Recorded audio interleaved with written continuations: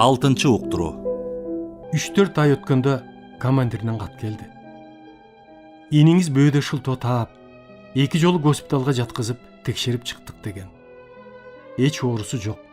Күч колдонуп, сабап туруп кызмат кылдыргыла деп кайра ошол командирине кат жаздым. Ошондон кийин инимден кат келди. Эмне дедиң эле? Мени сабап атат деп. Мен кат жаздым. Сага сооп болот. Дагы сабай түшсүн. Сенин жаның башкалардыкынан артыкпы? Акмактанбай жакшы тил алып, кызмат өтөп кел. Деп. Армияда 2 жыл жүрүп келди. Кызыгы, кеткенине 3-4 ай өткөндөн кийин энем байкуш мага: "Абдылдам эмне болду? Эмгиче келип калам деди эле" дейт. Мен: "Эне, кеткенине 3-4 ай болбодубу?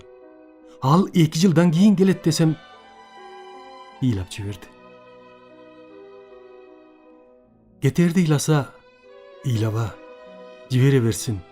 3-4 айдан кийин келип калам деп энесин сооротуп кеткен тура. Барганда көрсөткөн номерлары өтпөй калып 2 жыл жүрбөдүбү? Бул энимди чоңойгуча кийин аял алып бергенден кийин деле өзү жалкоорок, тилдеп, сабапта койгон күндөрүм болгон. Энем байкуш тунум деп жакшы көрчү. Аяп мага этим койчу. Аман жүрсө болду деп калкалап турчу эле. Ушул баласынын чайын ичип, келининин бала чакасын көрүп кетти. Азыр ушул иним айылда үй жайдын ээси болуп, жакшы карлыктын башталышын көрүп атат. Тамеки чекпейт, арак ичпейт. Момураган жакшы адам болуп калды. Бул инимдин азабын энем экөөбүз жакшы эле көрдүк.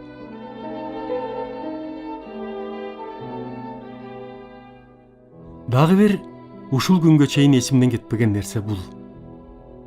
Эстесем, демим кыстыгып, дем ала албай жашып кетем. Айтпадымбы, өтө кедейлик деп. Уруш убагы 1944 жыл болсо керек. Энем байкуш күнүгө эртең менен эрте кетет. Ак суу айылынын үстү жагындагы тоо этегиндеги кенен жайыт жер биздин айылга караштуу. Ошол жерде колхоздун саан уйлар бар эле. Анда машина жок. Уйларды кол менен саашчу. Кечке саап, кечинде 2 чаканы баканга көтөрүп, суу сүттү, тартылган сүттү жөө көтөрүп келет. Аны жарма кылып бышырып, талкан аралаштырып бизге берип бакчу. Бир күнү кечке жуук укмуштай бороон чапкын болуп, күн катуу жаап кирди. Оюм энемде эмне болду деп. Огороддо бир ат жүрүптүр. Аны кармап алып, билимдеги жипти чечип, ооздук байлап, жайдак минип алып, алдынан тосуп чапкан мойдон жөнөдүм. Айылдан өтүп, төш менен чаап баратам. Баратсам, бир коктунун ичинде ыйлап отуруптур. Жаан куюп атат. Көрсө, коктуга ичке жол менен түшүп келатып, ошондон тайгаланып, жыгылып кетип, чакасы кошоклаптыр. Ыйлабай эне, тур деп жөлөп тургузсам, бүгүн эмне ичесиңер деп бостойт. Экөөбүздөн ыйлап, эптеп сооротуп, эчтеке эмес, бүгүн сүтү жок эле жарма ичебиз деп атка учкашып алып үйгө келдик. Канча жыл өттү. Ошентсе дагы жыл сайын айылга баратканда машинадан ошол коктуну карайм. Караган сайын ошол окуя энем эсиме түшүп,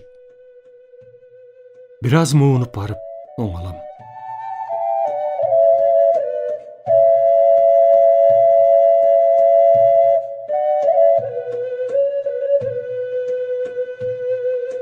Дагы бир унутулуус окуя эсимде калды. Ошондон 1-2 жыл мурун энем катуу ооруп калды деп карындашым Бейшакан түптүштечү. Өзү врач. Телефон чалып калды. Кечинде: "Аба, энемдин оорусу өтө кыйын. Тез келбесеңиз болбой калды" деди. "Макул, эртең менен эрте чыгам" дедим. Мындайда артын алдын чогуу ойлоnuш керек экен. Даярдык деген болуш керек. Сабирден Турсунов айыл чарба министрі эле. Мамилебиз жакшы болчу. Түнкүсүн телефон чалдым.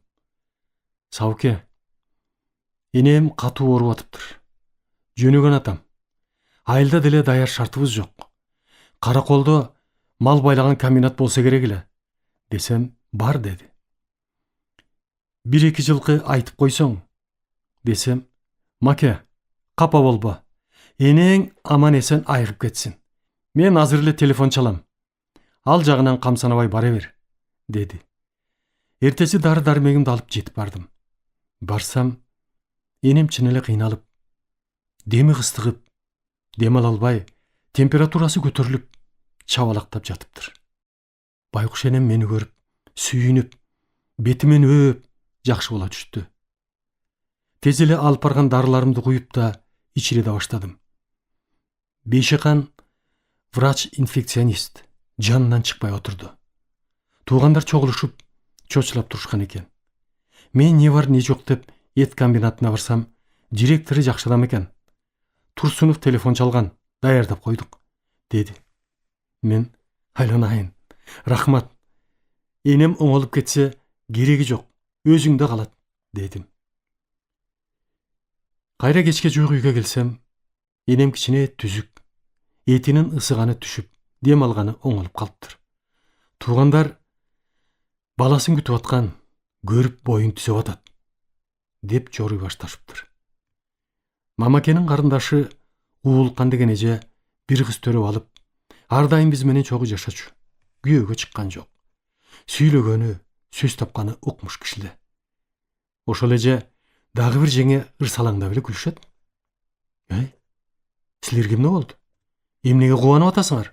Десем, эжем мага карап, атаңдын чекесин карачы, дейт.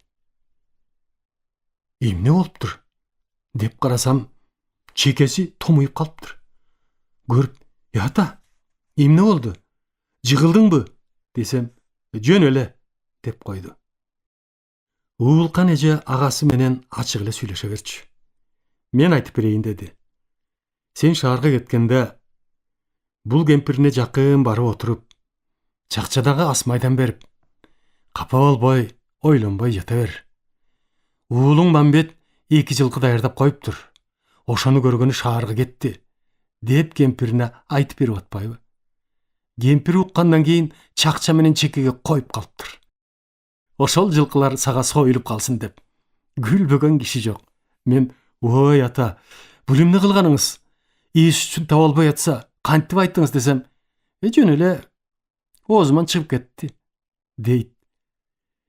Атам байкуш, мурунтан эле эмне көрсө, укса, ичине жашыралчу эмес.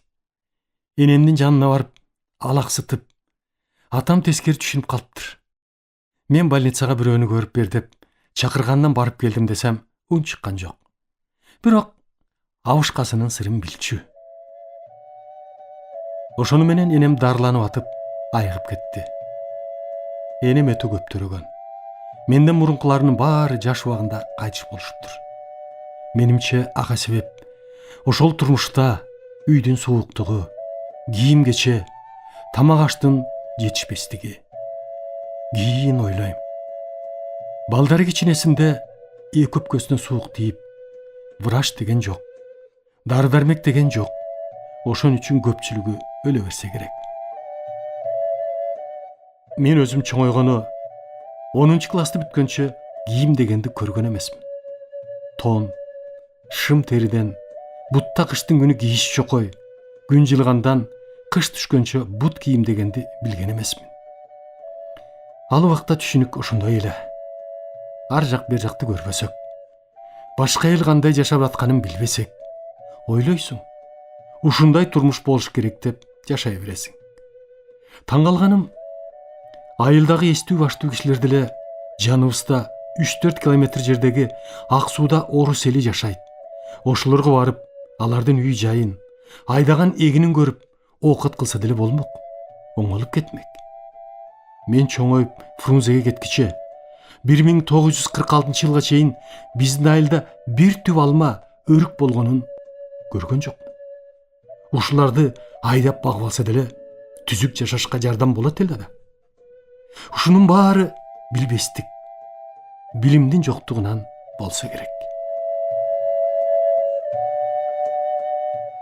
Институтты 1952 жылы бүтүп, Сокенге үйлөнүп, 3 жыл хирургия кафедрасында ординатор, аспирант болуп, стипендия менен эптеп жашадык.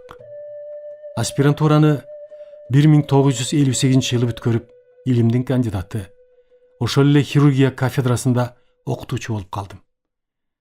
Аспирантурада окуп жүргөндө кайнагам Жумагул Алышбаев Москвадан жогорку партиялык мектептен аспирантурасын бүтүп, илимдин кандидаты болуп келип, Фрунзедеги республикалык партиялык мектепке директор болуп калды. Тез эле академик, андан соң жогорку советке депутат болду. Ушундай таланттуу, боорукер, укмуш кишиле. Биздин кыйналып жүргөнүбүздү көрүп, депутаттык стипендиясын эски-ускы кийимдеринде берип жүрдү. 2 бөлмө үйүн биз бүткөндө идиш аягы жууркан төшөгү менен таштап кеткен. Мына ушул кишинин биз үчүн жасаган жакшылыгы, жардамы укмуш эле. Бул жакшылык эч качан унутулбайт. Кийин мен чоңоюп, түзүк хирург болгондо да ушул кишинин жакшылыгын унутпай, актоого чоң аракет жасадым. Мага өтө ыраазы болуп, жакшы көрчү. Раматлык ал 49 жашында кайтыш болуп кетти. Ошентип 1960 жылга чейин энемди жакшы деле бага алган жокмун. Анча-мынча кийим-кечегине каралашпасам, ашык жардам көрсөтө албадым. 1960 жылдан баштап жардам кылышка, багышка чоң аракет кылдым. Биринчиден айылга үй салып бердим. Мал салдуу болушка көмөктөшүп, атамды жылкылуу кылдым. Аркы берки жерге жөө барбай калды. Уй, койлуу болуп дегендей, кийген кийимин, жууркан төшөнчүсүн оңдоп, оңолуп эле калышты. Андан кийин экөөнү кышкысын бул жакка алып, жазга чейин күн жылганча биздин үйдө болуп, өзүлөрү дагы кыңкыстап, айылга көнгөн кишилер чыдай албай айылга кетишчү. Адеп келгенде аялым Сокен кайнатасынан уялбай этпей эле бакыртып, чечинтип, ваннага сууга салып жууп, тазалап, таза дамбал көйнөк кийгизгенин билем. Атам бечара түшпөйм, жакында эле сууга түшкөм деп бакырып атат. Мен сурай калдым. Эмне? Айылда монча салынып калдыбы? Кайдан түшүп жүрөсүң деп. Билем да, айылда монча эмес, ысык суусу жок экенин. Атамдан такып сурап атам. Ичине эч нерсе жашырбаган момун неме айтып атпайбы? Бийимди талаада от косуп жүргөндө арыктагы сууга жуунуп алгам деп. Сокендин ойун мен билип турам. Кайнатасын тазалайын деген ой деле болбосо керек. Ушул бит-ситин кетирейин, үйгө жайылып кетпесин деп сууга түшүрсө керек. Энем байкуш өтө момун. Оозунан жаман сөз чыкпаган кишиле. Көзүмдү ачып, биринчи көргөн келиним деп Сокенди жакшы көрчү. Сокен деле жетим өскөн, жокчулукту, кыйынчылыкты бала чагында башынан көп өткөргөн. Артыкчылыгы өтө таза. Үйгө, кийим-кечеге чаң жолотпойт. Тамак аш жасаганга укмуш. Менин жакын келиндеримдин баары ушул Сокенден сабак алчу эле. Кыялы бар, тили бар. Ушул күнгө чейин 40-50 жыл мурун өткөн окуяларды жылы, айынан бери сайрап айтып отурат. Мен аларды биринчи уккандай болом. Бирок моюнга салып коет. Канча сайраса дагы энем бир ооз ачып койбойт. Деги жаман сүйлөп, ажылдашкан кишилерге жооп да берип койчу эмес. Өзүнө айтчу элем. Ой эне, бир жооп берип койсоң боло, деп. Ай балам, аны менен ажылдашып, нервимди коротуп жүрөмбү? Андан көрө ошол кишиге карап туруп, сөз айтпай эле бир аз жылмайып күлүп койсоң, мээси болсо түшүнөт, дечү. Кийин тиши түшүп, тиш жасатып бердим. Байкуш энем ошол тиш менен өлөр өлгүчө мактанып, бадыракты тарсылдатып чайнап койчу. Көзүнөн катарак болуп операция жасаттым. Кийин калың очки менен көрүп, түзүк эле жүрдү.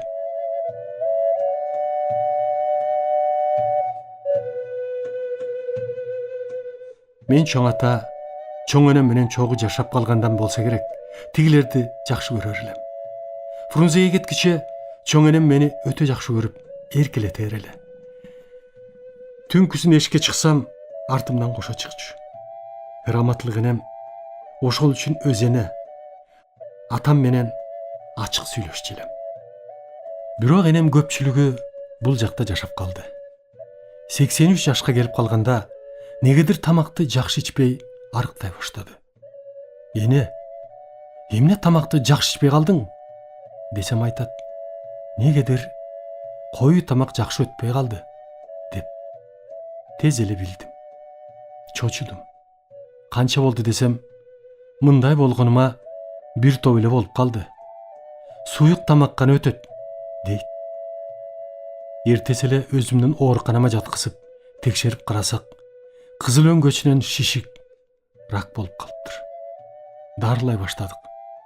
Дарынын күчү менен бир аз оңолуп калды. Андан кийин ашказанын операция жасап, ашказанга трубка кийирип, ошол аркылуу тамак бере баштадык. Ошону менен кайтыш болгуча жашады. Ал кетип, арыктагандан арыктай баштады. Айлам кетти. Начарлагандан начарлады. Мындай оору менен ооруган, жашы келип калган адамдарга эчтеке жасай албайбыз. Бир күнү түнкүсүн хирургияда дежурный элем. Сокен телефон чалды. Тез келчи, энем кыйналып чыдабай жатат деп. Чуркап барсам, деми кыстыгып, дем ала албай жатыптыр. Кыйналып, балам, эшикке чыгарчы. Аба жетишпей жатат, деди. Кенедей болуп калган. Көтөрүп алып балконго чыгарып, алып олтурдум. Кислород бар эле. Аны менен дем алдырдым. Кыйналып атып, балам, атаңды чакырчы, деди. Атам айылга кеткен эле. Түн боюнча сельсоветке телефон чалып кабар бердик. Атам байкуш эртеси эле жетип келди. Кемпиринин жанына отуруп дем салды. Кичине жакшы боло түштү. Ошентип жатып, эртеси түнкү саат 12-де кете берди. Ошондо өзүмдүн врач кесибиме таарынып, колумдан эчтеке келе албай, энемди сактай албай калганыма капа болуп, ушунчалык кейидим. Эртеси айылга алып жөнөдүк. Айылда болгон мусулманчылык ырым-жырымынын баарын жасап коюп келдим. Ошентип 1983-жылдан тарта энесиз жетим калдым. Бир өкүнүчүм, атенин тирүү кезинде кээрибиз көп барктабайбыз. Кээде укпай, орой жооп берип, жакшы көңүл буруп бакпай койгон учурлар болот. Бирок көз өтүп кеткенден кийин кап, ушундай акмакчылык кетирип коюптурмун деп өкүнөсүң. Бирок жерди тепкилеп, башыңды койгуласаң да, өкүрсөң да, энең тирилип келбейт экен. Мына ушуну ата-энеси бар балдар унутпасаңар. Ушул күнгө чейин өкүнөм. Жыл сайын отпускага барганда, энем байкуш уулум келет деп, эшиктин алдында күтүп отурчу эле. Келгенде машинадан түшөр замат, чыныга суу куюп алып, бирдеме деп башыман айлантып, түкүрүп, чынысын көмкөрүп, эшиктин алдына койчу эле. Ошондон мурунку жылы барсам, дагы эле чынындагы суусун алып келип, түкүрүп койчу дегенден, койчу эне, болбогон нерсеңди, деп болбой бастым эле. Артыман ээчип алып, түкүрткөн.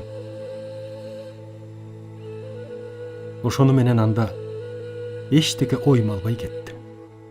Анан кийинкиси эле энем өлгөндөн кийин барсам, короодо бир киши жок.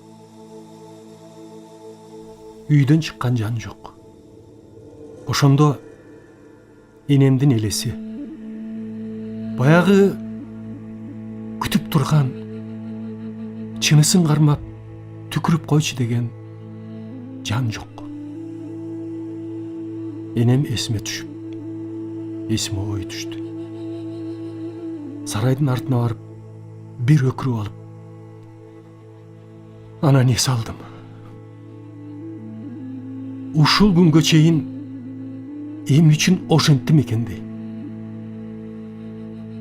1983 профессор, кафедранын башчысымын. Ишим ушунчалык ийгиликтүү жүрүп турган кез эле. Кетээрде энемдин айткан акыркы сөзү: балам, саган ыраазымын. Ак сүтүмдөн кечтим. Жашымдан кетейчилик, жокчулуктун азабын тарттым эле. Карыганда берди дөөлөттү. Колуңан келишинче жакшы бактың. Менин эле балам болбостон элдин баласы болдуң. Өмүрүңдө ден соолугунду тилейм деп. Бул сөздү эч качан унутпайм. Күнү түнү мээримде турат. Энемдин оозунан жаман сөз чыкчу эмес. Жалынганы, айтканы, алдыңа кетейин деп, кээде бул сөзгө да маани бербей койчу элем. Көрсө, ар бир эн атанын тилеги балдарынын жаманчылыгын көрсөтпөй, балдарынын алдында кетсем деген тилек тура. Дагы бир тилеги балекетиңди алайын дегени укмуштай тилек экен. Балдарынын кыйналганын, ооруганын жана башка кырсыктарынын баарын өзүнө алгысы келген тура. Энем менин аялыма кандай жакшы көрүнүп, сый урматка жетти. Менимче энем жоош, момун, жаман сөз айтпаган киши эле дебедимби? Менин кемпиримдин кыялы тили бар. Энем байкуш эмне десе дагы бир үн катчу эмес. Акыры жүрүп отуруп, ушундай адамдар жеңет экен. Азыр Сокен 1-2 айдан кийин 82 жашка чыгат. Экинчи мисал, өзүмдүн улуу келиним Анарада энемдей унчукпаган, оозунан жаман сөз чыкпаган келин. 2 уулу институтту бүттү. Бирөө үйлөнүп, экине берелүү. Мен чөбөрөлүү болдум. Ушул күнгө чейин кайненеси Сокенге өйдө карап жооп бере элек. Сууга түшүргөн. Кайда барса жөлөп таяп артында жүрөт. Мына Анарадагы ошентип жүрүп кайненесин жеңди. Эми Сокен Анара эмне десе баш ийип отуруп калган.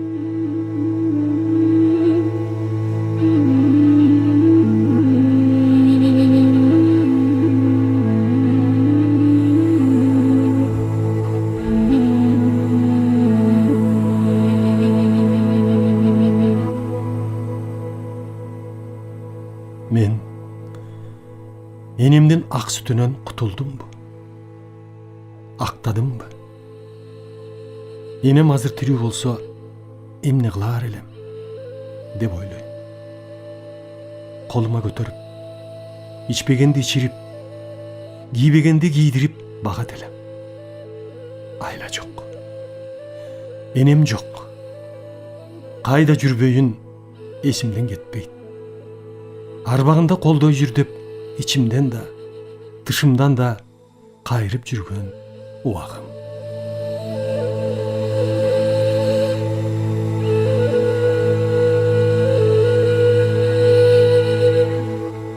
Атамды эскерүү. Атам 1985 жылы 93 жашында кайтыш болгон. 17 баланын атасы. Ошондон үчөөбүз барбыз. Атамекендик согуштун катышуучусу. Экинчи группадагы майыбы болгон. Мен атам жөнүндө эсимде калганын эскерип кетейин. Кийинки муундарга анча-мынча үлгү боло алар. Ата-эне бала үчүн канча жашка чыкпасын, кандай акыбалда болбосун, түшүнгөн балага эн ата болуп кала берет. Атам раматлык ден соолугу түзүк, алдуу күчтүү киши эле. Эсимде өлөр өлгүчө бир жер мооруйт деп дар ичип көрбөгөн. Айтып жүрбөймбү? Негедир өрөөм боюнча өтө кедей үй бүлөдөн электеп. Атам байкуш мен билгенден өмүр бою колхоздун жумушун жасап жүрүп өтүп кетти. 16-жылы үркүндө Кытайга барып келгенин, көргөн азап тозокту, кыйынчылыкты 14 жашар карындашы Каличаны бир чака унга сатып алганын айтып калар эле. Кайра келатканда чоң энем Мамакенин энеси Алтыке кызына капа болуп ыйлап отуруп жолдон кайра кызыма кетем деп эчен ирет качканын, ошентип күйүттүн азабынан чоң энемдин жолдо боюнан түшкөнүн айтып калчу эле. Кытайдан келгенден кийин Ак Суу Орус айылына, биздин Кереге таш айылынан 4 километр Орус айылда Иванко деген оруска малай болгонун айтып, аны мактачу эле. Анда орустун эмне жумушун жасачу элең десем, чочкосун, уюн кайтармай, чөбүн чапмай, жер айдап эгин ормой, жана башка болгон жумушунун баарын жасамай. Эмнесин мактайсың десем, башка орустарга сабатчы эмес. Бөлкөнү тойгуча берчү, дечи. Кийин айылда тыңыраагат, түзүгүрөөк уй болсо эле, Иванкенин айгырынын, букасынын тукуму деп калчу. Чындыгында кийин ойлосом, ошол орустар деле билими жок, бирок адамгерчилиги болгон экен. Айтышат, кийин Кыдыр аке өлгөндө 1926-жылы Ак Суу орусу бүт өкүрүп келген деп. Кыдыр аке кыргыздар эмес, орустардын арасында өтө барктуу адам болгон экен. Кийин Советтер Союзу болуп, эркиндикке чыкканда айылга үй салып, ошол үйдө мен дагы төрөлгөм. Ал убакта ушундай түшүнүк болгон. Ушундай үй, ушундай жашоо болуш керек деп. Үйдүн кейпи топурактан согулган дубал. Үстү узун карагай шыгыр менен, устуну бар тал терек. Анын үстүнө саман, саманын үстүнө калың топурак төгүлгөн. Ичи тышын шыбамай деген жок. Эшик терезе жок. Эшиктин ордуна эптеп жыгачтан жонуп, зым же жип менен бекитмей. Терезе деген тамдын боорун тешип, ары бери жыга чүрүп, күн жааса, суук болсо саман менен жаман-жуман тери чүпүрөк тыгып коймой эле. Тактай деген түшүнүк анда жок. Калың саман же куурай төшөп, ошонун үстүнө отуруп, жатканда үстүнө жатып, уктачу элек. Кровать, шейшеп, жаздык, чыны, кашык, тарелка, кийимибиз негизинен тери. Тери шым, көйнөк деген ат эле бар. Кант момпосуй дегенди көргөн жокмун. Мына менин 1946-жылга чейинки көргөн жашоом ушундай эле. Кийин чоңойгондо Мамаке менен айтыша берчүмүн. Айтышканымдын себеби Мамакенин атасы Акун атам, Алтыкенем баарыбыз чогуу жашадык. Ошон үчүн чоң атамды ата деп, чоң энемди эне дечүмүн. Атам Мамаке менен энем Батыйды Байке жеңе деп калдым. Байкем айтчумун: "Ай Байке, оруста көп жыл малай болуп, болгон жумушунун баарын жасап жүрүп, ошондо эмне үйрөнүп калып, кийин үйүңө жасаган жоксуң?" деп. Унчукчу эмес.